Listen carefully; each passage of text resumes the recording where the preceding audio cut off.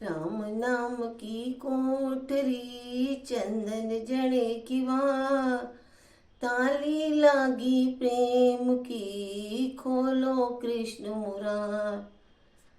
राम राम सब कहे दशरथ कहे न को,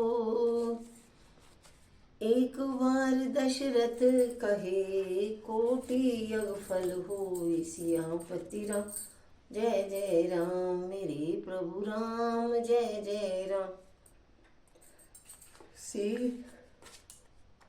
सिंह चढ़ी दुर्गा मिले, गरुड़ चढ़े भगवान, बैल चढ़े बाबा मिले, होवे पूरन काम। बाबा बाबा सब कहे, मैया कहे न को। राधे राधे। बाबा के दरबार में मैया कहे सोई, सेवा पूजा बंदगी सभी आपके हाथ। मैं तो कछ जानू नहीं, आप जानो भोलेनाथ। जय मेरे भोलेनाथ की। राधे राधे आप सभी को। तमेव माता च पिता तुमेव बंधु च सखा, तुमेव विद्या द्रविणं, तुमेव सर्वं मम देव देवा। लो बजरंग बली के चरणों में राधे राधे राधे। आज है इसका राधे राधे राधे बरसाने वाली राधे। जय बिहारी जी की जय।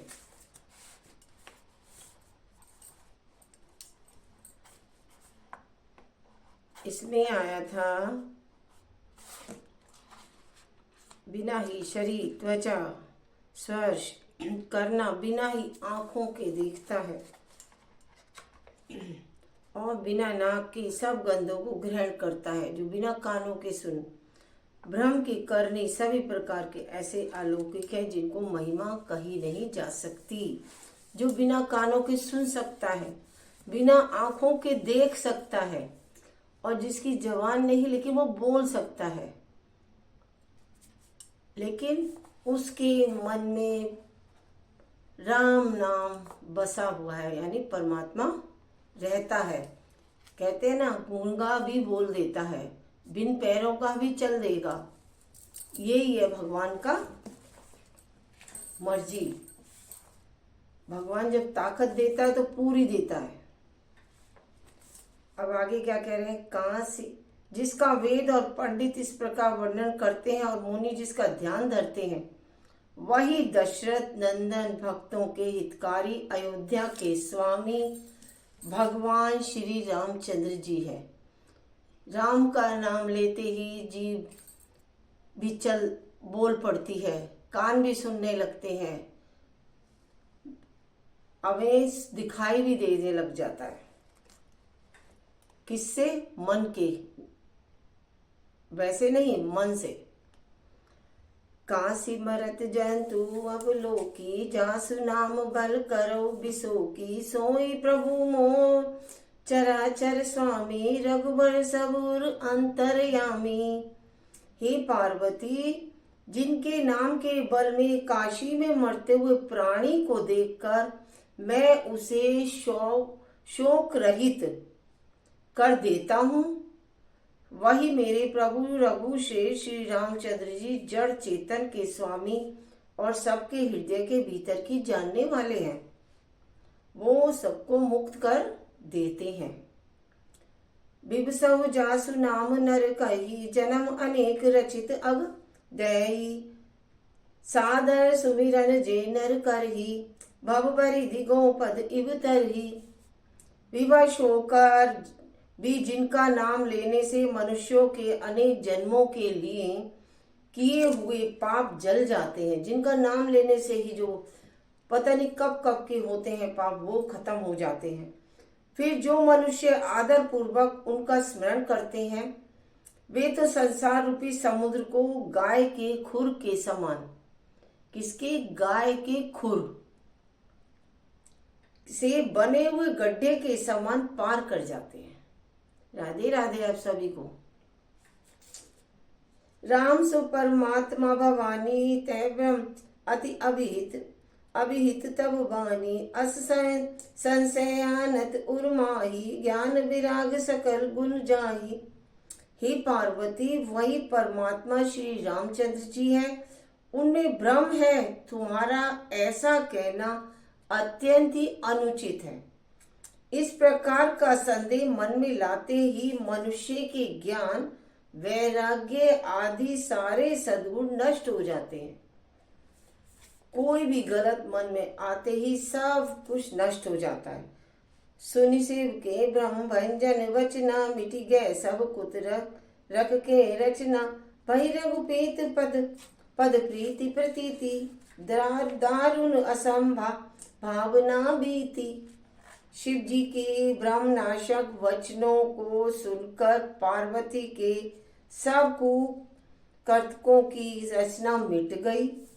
श्री रघुनाथ जी के चरणों में उनका प्रेम और विश्वास हो गया और कठिन असंभावना जिसका होना संभव नहीं, ऐसी मिथ्या कल्पना जाती रही। गलत बात सब मन से चली गई। पुनि पुनि प्रभु पद कमल गही, जोरी पंख रूपान। बोली गिरजा बचन भर, मनहु प्रेम रस सानी। बार बार स्वामी के चरण कमलों को पकड़कर और अपने कमल के समान हाथों को जोड़कर पार्वती जी मानो प्रेम रस में सान कर सुंदर वचन बोली। और शशिकर सम सुनि गिरा तुम्हारी, मिटा मोह सरदा तप भारी। तुम्हें कृपाल सबु संसहु हरेऊ, राम स्वरूप जानी मोहि परेऊ। आपकी चंद्रमा की किरणों के समान शीतल वाणी सुनकर मेरी अज्ञान रूपी शरद ऋतु की धूप भारी ताप मिट गया। हे कृपालु, आपने मेरा सब संदेह हर लिया है। जो भी मेरे मन में संदेह था, गलत बात थी, सब हर लिए। श्री रामचंद्र जी का यथार्थ स्वरूप मेरी समझ में आ गया है। नाथ कृपा अब गयो विषादा, सुखी भयो प्रभु चरण प्रसादा। अब मोहियापन किंकरि जानी, जदपि सहज जड़ नई नारी अयानी। हे नाथ, आपकी कृपा से अब मेरा विवाद जाता रहा है। क्या कह रहे हैं? हमारा विवाद जो है जाता रहा है। राधे राधे आप सभी को। विषाद जाता रहा और आपके चरणों के अनुग्रह से मैं सुखी हो गई। पार्वती जी शिव से। यद्यपि मैं स्त्री होने के कारण स्वभाव से ही मूर्ख और ज्ञानहीन हूं, तो भी अब आप मुझे अपनी दासी जानकर, मतलब अपनी दासी जानिए। प्रथम जो मैं पूछा सोई कहूँ, जो मोह पर प्रसन्न प्रभु ऐहू। राम ब्रह्म चिन्ह मैं अविनाशी, सर्व रहित सब उरपुर वासी। हे प्रभु, यदि आप मुझ पर प्रसन्न हैं तो जो बात मैंने पहले आपसे पूछी है वही कहिए। यह सत्य है कि श्री रामचंद्र जी ब्रह्म है और चिन्मय यानी ज्ञान स्वरूप अविनाशी है, सबसे रहित और सबसे हृदय रूपी नगरी में निवास करते हैं। मतलब सबके दिलों में हृदय को नगरी बताया है, उसमें निवास करते हैं। और नाथ धरऊ नर तनु कही तो हेतु, मोहि समुझाई कहऊ वृष केतु। उमा वचन सुनि परम विनीता, राम कथा पर प्रीति पुनीता। फिर हे नाथ, उन्होंने मनुष्य का शरीर किस कारण से धारण किया? हे धर्म की ध्वजा धारण करने वाले, वह मुझे समझा कर कहिए, मतलब मेरे को अच्छी तरह समझाइए। पार्वती के अत्यंत नरम वचन सुनकर और श्री रामचंद्र जी की कथा में उनका विशुद्ध प्रेम देखकर क्या हुआ?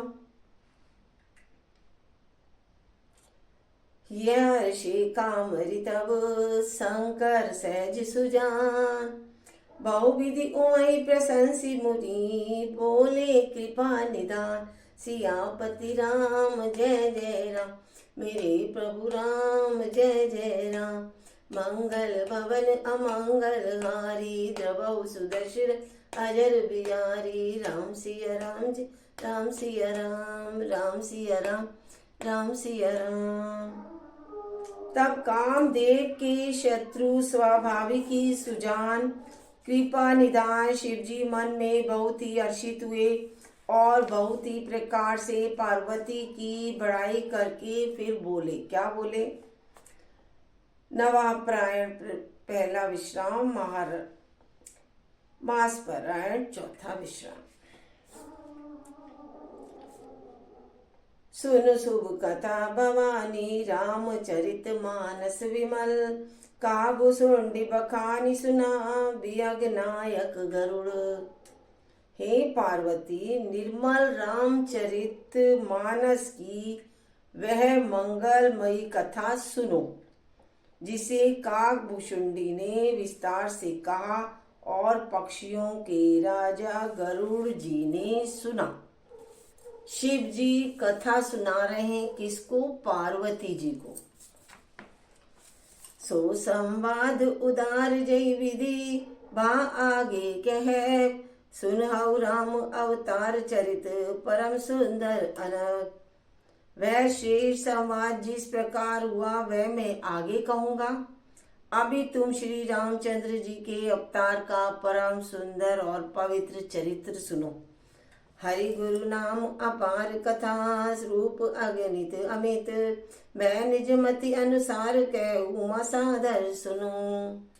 श्री हरि के गुण नाम कथा और रूप सभी अपार और अगणित है, असीम है।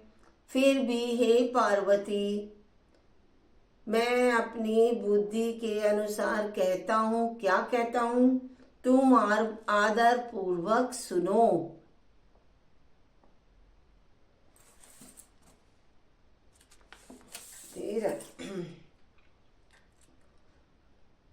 श्री हरि के गुण नाम कथा, ये मतलब आदर पूर्वक आप सुनो। अब मैं उनकी कथा सुनाता हूँ तुम्हें। सुन गिरिजा हरि चरित सुहाए, विपुल विशद निगमागम गाए।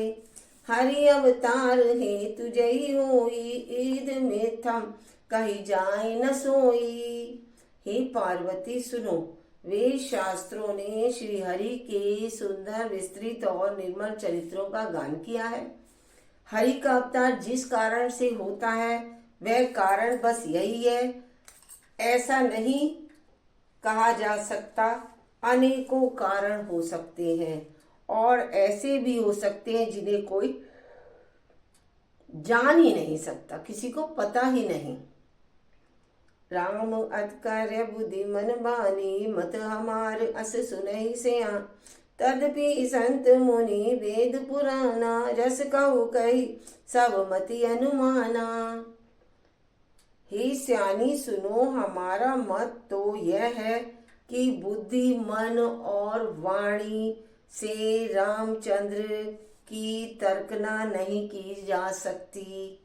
यद्यपि संत मुनि वेद और पुराण अपनी अपनी बुद्धि के अनुसार क्या जैसा कुछ कहते हैं,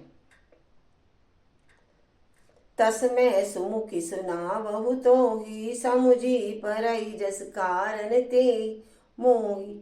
जब सब होई धर्म के हानि, बाणई असुर अधम अभिमानी। और जैसा कुछ मेरी समझ में आता है हे सुमुखी, वही कारण मैं तुमको सुनाता हूँ। जब जब धर्म का ह्रास होता है और नीच अभिमानी राक्षस बढ़ जाते हैं, करही अनीति जाए नहीं बरनी। सीधा ही विप्र तेनु सुर धरनी। तब तब प्रभु धरि विविध शरीरा, हरहि कृपा निधि सज्जन पीरा। और वे ऐसा अन्याय करते हैं कि जिसका वर्णन नहीं है हो सकता, और ब्राह्मण, गो, देवता और पृथ्वी कष्ट पाते हैं। तब तब वे कृपा निदान प्रभु भांति भांति के शरीर धारण करते और सज्जनों की पीड़ा को मिटाते हैं। असुर मारिथा पैसुरन राखई निज श्रुति सेत, जग विस्तारई बिसत जत राम जन्म कर हेतु सियापति राम। जय जय राम मेरे प्रभु राम, जय जय राम। वे असुरों को मारकर देवताओं को स्थापित करते हैं, अपने वेदों की मर्यादा की रक्षा करते हैं और जगत में अपना निर्मल यश फैलाते हैं। जब जब धरती पे कष्ट आते हैं, भगवान अपना अवतार लेते हैं, देवी भी अपना अवतार लेती हैं। श्री रामचंद्र के अवतार का यह कारण है। सोई सोई जय गाय भगत भव तरही, कृपा सिंधु जनहित तनु धरही। राम जन्म के हेतु अनेका, परम विचित्र एक ते एका। उसी यश को गा गा कर भक्तजन भवसागर से तर जाते हैं। कृपा सागर भगवान भक्तों के हित के लिए शरीर धारण करते हैं। श्री रामचंद्र जी के जन्म लेने के अनेक कारण हैं, जो एक से एक बढ़कर विचित्र है। जन्म एक दुई कहु बखानी, सावधान सुनु सुमति भवानी। द्वारपाल हरि के प्रिय देव, जय अरु विजय जान सबको। हे सुंदर बुद्धि वाली भवानी, मैं उनको दो एक जन्मों का विस्तार से वर्णन करता हूँ, तुम केवल सावधान होकर सुनो। और श्री हरि के जय और विजय दो प्यारे द्वारपाल हैं, जिनको सब कोई जानते हैं। विप्र शाप दे दुनहु भाई, तामस असुर दे तीने पाई। कनक कसिपु अरु हाट का लोचन, जगत विदित सुरपति मदमोचन। अरे राम, क्या मदमोचन। उन दोनों भाइयों ने ब्राह्मण के शाप से असुरों का तामसी शरीर पाया। एक का नाम क्या था? हिरण्यकश्यपु, और दूसरे का हिरण्याक्ष। एक का हिरण्यकश्यपु, एक हिरण्याक्ष। ये देवराज इंद्र के गर्भ को छुड़ाने वाले सारे जगत में प्रसिद्ध हुए थे, सारे ही जगत में प्रसिद्ध हुए। हिरण्यकश्यप विजयी समर वीर विख्याता, धरी बरा पपु एक निपात। होई नर हरि दुसर पुनि मारा, जन प्रहलाद सुजस विस्तारा। और वे युद्ध में विजय पाने वाले विख्यात वीर थे। इनमें से एक हिरण्यकश्यप को भगवान ने वारा शरीर धारण करके मारा, और फिर दूसरे हिरण्यकश्यपु, एक हिरण्याक्ष और एक हिरण्यकश्यपु को नरसिंह रूप धारण करके वध किया। अपने भक्त प्रहलाद का सुंदर यश फैलाया। पहले को तो सुअर के रूप में धारण करा जब मारा, और दूसरे को हिरण्यकश्यपु को नरसिंह भगवान का रूप धारण करके जब मारा। वह निशाचर जाइत महावीर बलवान, कुंभकर्ण राम सुभट सुर विजयी जग जान। वे ही दोनों जाकर देवताओं को जीतने वाले तथा बड़े योद्धा रावण और कुंभकर्ण नामक बड़े बलवान और महावीर राक्षस हुए। हिरण्यकश्यपु और हिरण्यकश्यप ये ही दोनों बाद में कौन? कुंभकर्ण और रावण, इनके रूप उन्होंने लिए, इनके रूप में जन्म लिया। जो बलवान और महावीर पराक्रमी थे, और भगवान को मानते थे, भोलेनाथ को, देवी को। मुकुट न भय तय हते भगवाना, तीन जन्म द्विज वचन प्रणाम प्रवाना। एक बार तीने के हित लागी, धरऊ शरीर भगत अनुरागी। भगवान के द्वारा मारे जाने पर भी वे हिरण्याक्ष और हिरण्यकश्यपु इसलिए मुक्त नहीं हुए कि ब्राह्मण के वचन का प्रमाण 3 जन्म के लिए था। उन्हें ब्राह्मण ने एक क्या करा था, वचन दिया। वो क्या था, 3 जन्म होने के बाद खत्म होना था। अतः एक बार उनके क्या हुआ, कल्याण के लिए भक्त प्रेमी भगवान ने फिर अवतार लिया। उसके बाद फिर अवतार लिया। कैसे? कश्यप अदिति तह पितु माता, दशरथ कौशल्या विख्याता। कश्यप अदिति एक कल्प ए विधि अवतारा, चरित पवित्र किए संसारा। संसार को जन्म लेके पवित्र कर दिया, पूरे संसार को। आप देख सकते हैं क्या हुआ वहां उस अवतार में। कश्यप और अदिति उनके माता पिता हुए थे। पहले जब अवतार हुआ था तो उनके माता पिता कौन थे? कश्यप और अदिति, जो दशरथ और कौशल्या के नाम से प्रसिद्ध थे। अदिति और कश्यप हुए जो कौशल्या और राजा दशरथ के नाम से प्रसिद्ध थे। एक कल्प में इस प्रकार अवतार लेकर उन्होंने संसार में पवित्र लीलाएं रची। लीलाएं की राम ने भी, जैसे कृष्ण ने की। कृष्ण की बाल लीला अलग, राम की अलग, दोनों की। ये सतयुग, त्रेता युग, द्वापर युग। एक कल्प सुर देखी सुखारे, समर जलंधर सन सब हारे। शंभु कीन संग्राम अपारा, धनुज महाबल मरई न मारा। एक कल्प में सब देवताओं को जलंधर दैत्य से युद्ध में हार जाने के कारण दुखी देखकर शिवजी ने उनके साथ बड़ा घोर युद्ध किया, पर वह महाबली दैत्य मारे नहीं मरता था। परम सती असुराधिप नारी, तेई बलताई न जीतई पुरारी। उस दैत्य राज की स्त्री परम सती बड़ी ही पवित्रता थी। उसी के प्रताप से त्रिपुरासुर जैसे अजय शत्रु का विनाश करने वाले शिवजी भी उस दैत्य को नहीं जीत सके थे। शिवजी भी उस दैत्य को नहीं जीत सके।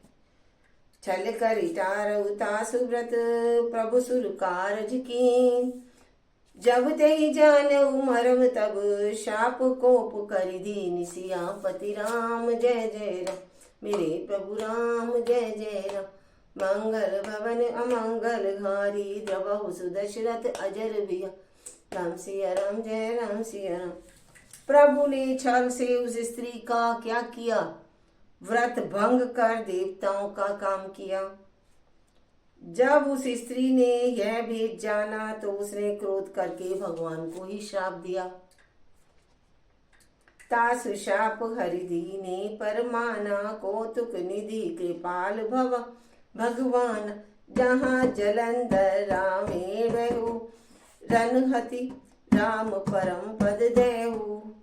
लीलाओं के भंडार कृपालु हरि ने उस स्त्री के शाप को प्रमाण्य दिया, स्वीकार किया, उसके शाप दिया, उसे मान लिया। वही जलंधर उस कल्प में रावण हुआ, जिसे रामचंद्र जी ने युद्ध में मारकर परम पद दिया। जलंधर एक जन्म कर कारण ए आज ही लगी, राम धरि नर देहा। पर प्रति अवतार कथा प्रभु केरी, गनेरी। एक जन्म का कारण यह था जिससे श्री रामचंद्र जी ने मनुष्य देह धारण किया। हे भरद्वाज मुनि सुनो, प्रभु के प्रत्येक अवतार की कथा का कवियों ने नाना प्रकार से वर्णन किया है। नारद शाप दीन एक बारा, कल्प एक तेहि लगी अवतारा। गिरजा चकित भई सुनि पानी, नारद क्या कह रहे, नारद विष्णु भगत पुनि ज्ञानी। एक बार नारद जी ने शाप दिया। किसे दिया? अतः एक कल्प में उसके लिए अवतार हुआ। यह बात सुनकर पार्वती बड़ी चकित हुई और बोली, नारद जी तो विष्णु भक्त और ज्ञानी है, उन्होंने कैसे अब श्राप दे दिया? और कारण कवन शाप मुनि दीना, का अपराध रमापति कीना। यह प्रसंग मोहि कहु पुरारी, मुनि मन मोह अचरज भारी। ये वचन मुझसे बताओ कि उन्होंने श्राप क्यों दिया, ये मैं सुनना चाहती हूँ। मुनि ने भगवान को श्राप किस कारण दिया? लक्ष्मीपति भगवान ने उनका क्या अपराध किया? हे पुरारी शंकर जी, यह कथा मुझसे कहिए। मुनि नारद के मन में मोह होना बड़े आश्चर्य की बात है कि नारद जी ने श्राप दिया वो भगवान को, विष्णु को, राम को। तब महादेव जी ने हंसकर कहा, बोली भी हंसी महेश तब ज्ञानी मोड़ न कोई, जय जस रघुपति करई जब सो तस छे छन होई। तब महादेव जी ने हंसकर कहा, ना कोई ज्ञानी है ना मूर्ख। श्री रघुनाथ जी जब जिसको जैसा करते हैं वह उसी क्षण वैसा ही हो जाता है। काहू राम गुण गात भारद्वाज सादर, सुनहु भवभंजन रघुनाथ भजू, तुलसी तजि मान मद। याज्ञवल्क्य कहते हैं, हे भारद्वाज श्री रामचंद्र जी के गुणों की कथा कहता हूँ, तुम आदर से सुनो। तुलसीदास जी कहते हैं, मान और मद को छोड़कर आवागमन का नाश करने वाले रघुनाथ जी को भेजो। हिमगिरि गुहा एक अति पावनी, वह समीप सुर सरी सुहावनी। आश्रम परम पुनीत सुहा, देखी देव ऋषि मन अति भाव। हिमालय पर्वत एक बड़ी पवित्र गुफा थी हिमालय पर्वत पर। उसके समीप ही सुंदर गंगा जी बहती थी। वह परम पवित्र सुंदर आश्रम देखने पर नारद जी के मन को बहुत ही सुहावना लगा। जब वो नारद जी वहां के आश्रम को देख रहे थे, निर्की शैल सरी विपिर विभाग, रमापति पद अनुरागा, रमापति पद अनुरागा। सुमिरत हरि शाप गति बाधी, सुनते ही हरि की गति बांधी, शाप गति। सहज विमल मन लागी समाधि। पर्वत नदी और वन के विभागों को देखकर नारद जी का लक्ष्मीकांत भगवान के चरणों में प्रेम हो गया। भगवान का स्मरण करते ही उन नारद जी को के शाप की प्रजापति ने दिया था। जो शाप उन्हें दक्ष प्रजापति ने दिया था और जिसके कारण वे एक स्थान पर नहीं ठहर सकते थे। दक्ष जी ने दिया था। क्या दिया था? कि तुम एक जगह कभी टिककर नहीं रहोगे। गति रुक गई और मन के स्वाभाविक ही निर्मल होने से उनकी समाधि लग गई। मुनि गति देखी सुरेश डेराना, कामई बोल की निसन्मान, सहित सहाय जाओ मन ममु हेतु, चले हर्षीय जलचर केतु। नारद मुनि की यह तपोमयी स्थिति देखकर देवराज इंद्र डर गया।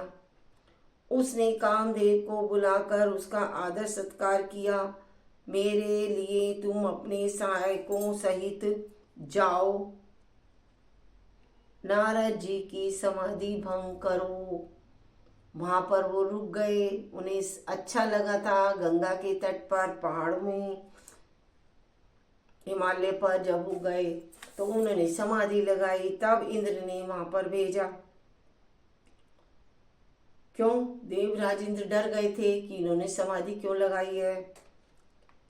इंद्र को डर लगता था कि मेरा राज ना छीन जाए। जो भी ये अपने को उठाता था उसी से वो डर जाता था। मीन ध्वज कामदेव मन में प्रसन्न होकर चला। सुना सीर मन महु असी त्रासा, चहत देव ऋषि मम पुरवासा। जे कामी लोनुप जग माही, कुटिल काक इव सावई डेराई। इंद्र के मन में यह डर हुआ कि देव ऋषि नारद मेरी पुरी अमरावती का निवास चाहते हैं। वही बात आई कि इंद्र का आसन ना ले ले। जगत को कामी और लोभी होते हैं, वे कुटिल कोई की तरह सबसे डरते हैं। सुख हाड़ ले भाग सट, सवान निरख मृगराज। छीन ले जन जान जड़ती, सुरपति ही ना लाज सिया। राम जय जय राम, मेरे प्रभु राम जय जय राम। देखो मूर्ख कृपी कुत्ता सिंह को देखकर सूखी हड्डी लेकर भागता है, और वह मूर्ख यह समझे कि कहीं उस हड्डी को सिंह छीन ना ले।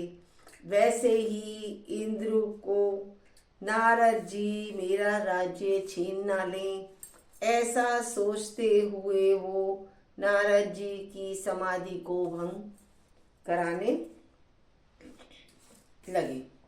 तेई आश्रमी मदन जब गए, निज माया बसंत निर्मऊ।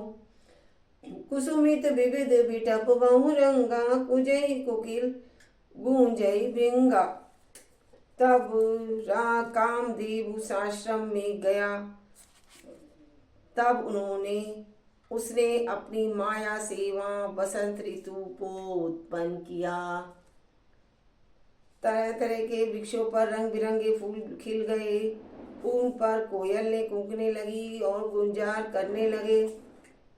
आगे चली सुहावनी त्रिविध बयारी, काम कुशानु बढ़ावा निहारी।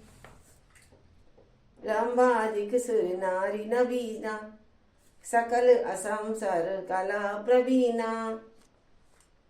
कामाग्नि को भड़काने वाली 3 प्रकार की शीतल, मंद और सुगंध, चारों ओर सुहावनी हवा चलने लगी। सारे में सुगंध फैला दी। मंद मंद रंभा आदि नवयुवतियां देवांगनाएं, जो सब की सब काम कला में निपुण थीं, करही गान बहु तान तरंगा, बहुविधि क्रीड़ई पानी पतंगा। देई सहाय मदनम हर्षाना, की नई पुनि प्रपंच विधि नाना। वे बहुत प्रकार की तीनों की तरंग के साथ गाने लगी और हाथ में गेंद लेकर नाना प्रकार के खेल खेलने लगी। कामदेव अपने इन सहायकों को देखकर बहुत प्रसन्न हुआ और फिर उसने नाना प्रकार के माया जाल किए रचाए। काम कला कछु मुनि ही न व्यापी, निज वह डरो मनुभाव। पापी सीम की चापी कई को तासु, बड़ रघुवार रमापति जासु। क्या कह रहे हैं इसमें? परंतु कामदेव की कोई भी कला मुनि पर असर ना कर सकी। तब तो पापी कामदेव अपने ही भय से डर गया। कामदेव अपने ही भय से डर गया और लक्ष्मीपति भगवान जिसके बड़े रक्षक हों, भला उसकी सीमा का कोई दबा नहीं सकता। कौन? लक्ष्मीपति विष्णु भगवान। साहित्य साय सबित अति मानिहारी मन में, गेह सि जाई मुनि चरण, तब कह सुटियारत बेन। सियापति राम जय जय राम, मेरे प्रभु राम जय जय राम। मंगल भवन अमंगल हारी, द्रवौ सुदशरथ अजर बिया। ये कहा है नारद जी के मन कुछ भी क्रोध ना आया। उन्होंने प्रिय वचन कहकर कामदेव का समाधान किया। तब मुनि के चरणों में सिर नवाकर उनकी आज्ञा पाकर कामदेव अपने सहायक सहित लौट गया। मुनि सुशीलता आपनि करनी, सुरपति सभा जाई सब भरनी। सुनि सबके मन अचरजु आवा, मुनि ही प्रशंसी अरे ही सिरु नावा। देवराज इंद्र की सभा में जाकर उसने मुनि की सुशीलता और अपनी करतूत सब कही, जिसे सुनकर सबके मन में आश्चर्य हुआ और उन्होंने मुनि की बड़ाई करके श्री हरि को सिर नवा दिया। इतना उन्होंने कर दिया।